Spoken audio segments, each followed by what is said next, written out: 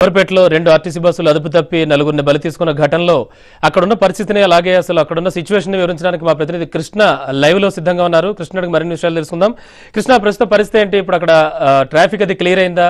అలాగే ఆ భయానక దృశ్యాలన్నీ కూడా చాలా దారుణంగా కనిపిస్తున్నాయి. మరి పరిస్థితి ఏంటి అక్కడ? రమణబాబు, ప్రస్తుతం మనం ఏదైతే అంబర్పేట 6 నెంబర్ బస్ స్టాండ్ లో ఈరోజు ప్రమాదం జరిగిందో ఆ స్థలంలో ఉన్నాం. అయితే ఈ ప్రాంతంలో చాలా చిన్నగా ఉండడంతో ఇక్కడ రోడ్డు ప్రమాదాలు ఎక్కువగా అవుతున్నాయి. అయితే ప్రస్తుతం ఇక్కడ ఏదైతే ప్రస్తుతం మనకు ఆర్టీసీ బస్సు కనిపిస్తుందో అదే ప్రాంతంలో యాక్సిడెంట్ జరిగింది. ఉప్పల్ డిపోకు చెందిన 2 బస్సులు తామని డ్రైవర్లు ముందుగా స్పీడ్ గా తీయడం వల్ల స్పీడ్ గా ఈ బస్సులను నడపడం వల్ల ఈ ప్రమాదం జరిగిందని ఇక్కడ చూసిన జనం చెప్తున్నారు. అయితే ఈ ముందు వైపు వెళ్తున్న 4 ద్విచక్ర వాహనాలను ఈ 2 ఆర్టీసీ బస్సులు ఢీకొట్టాయి. ఈ ప్రమాదాల్లో మొత్తం 4 మరణించారు. స్థానిక సంఘటనా స్థలంలో 2 మరణించగా మరో 2 తీవ్రంగా గాయపడితే పక్కనే ఉన్న ఒక ప్రైవేట్ ఆసుపత్రికి పోలీసులు తరలించడం జరిగింది. అయితే ఆసుపత్రిలో చికిత్స పొందుతూ మరో 2 మరణించారు. అయితే మరణించిన వాళ్ళు 3 పురుషులు, 1 స్త్రీ ఉన్నారని చెప్పేసి పోలీసులు చెప్పడం జరుగుతుంది. అయితే మరణించిన వారు ఎవరు, ఇక్కడ ఏ ప్రాంతానికి చెందిన వారు, వారి వివరాలు ఏందో తెలుసుకునే ప్రయత్నంలో ఉన్నామని చెప్పారు. అయితే ఈ సంఘటన జరిగిన వెంటనే ఇక్కడ స్థానికంగా కొందరు ఆందోళన చెంది వెంటనే ఆందోళనకు దిగారు. అయితే బస్సులపై ఏదైతే ప్రమాదానికి కారణమైన బస్సులపై కూడా వాళ్ళు రాళ్లు రుబ్బడం జరిగింది. విషయం తెలుసుకున్న పోలీసులు ఈ సంఘటన స్థలానికి వచ్చారు. అయితే అప్పటికే ఈ ప్రమాదం జరగడంతో చుట్టుపక్కల ప్రాంతంలో మొత్తం ఈ ట్రాఫిక్ జామ్ అయింది. అయితే ఈ విషయం తెలుసుకున్న ఇక్కడ స్థానికంగా కార్పొరేటర్ ఇక్కడికి సంఘటన స్థలానికి వచ్చి ఈ సంఘటన స్థలాన్ని పర్యవేక్షించారు. చెప్పండి సార్, అసలు ఈ ప్రమాదం ఎట్లా జరిగింది, ఈ కారణాలు ఏంటి మీకు?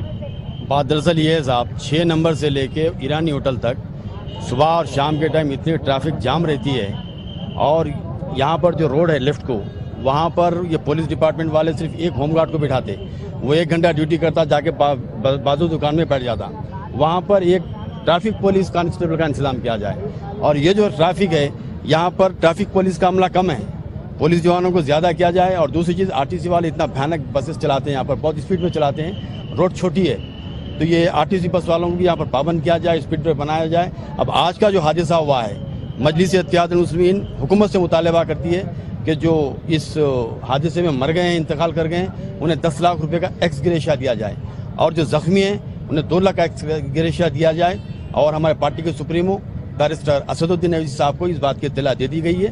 लिहाजा पुलिस ट्रैफिक का मामला और लॉ एंड ऑर्डर पुलिस का दोनों का फर्ज बनता है कि 6 नंबर से लेकर ईरानी होटल तक जो सुबह और शाम के टाइम भयानक ट्रैफिक रहती है, उसको एक प्लानिंग के तहत किसी भी तरीके से ट्रैफिक पर कंट्रोल किया जाए। అయితే గతంలో ఇక్కడ రోడ్డు వెడల్పు కార్యక్రమం చేయాలని చెప్పేసి ఈ ట్రాఫిక్ దృష్టిలో పెట్టుకొని జిహెచ్ఎంసీ అధికారులు ప్రతిపాదన చేశారు. అయితే ఇక్కడ ఉన్న శ్మశాన వాటికలు అడ్డు రావడంతో ఈ ప్రాంతంలో రోడ్డు వెడల్పు చేయడం లేదు. దానివల్ల ఈ రోడ్డు ట్రాఫిక్ జామ్ ఎక్కువ, ప్రమాదాలు ఎక్కువైతున్నాయని ట్రాఫిక్ పోలీసులు జిహెచ్ఎంసీ అధికారులు అంటున్నారు. దాని మీద మీరు ఏమంటారు?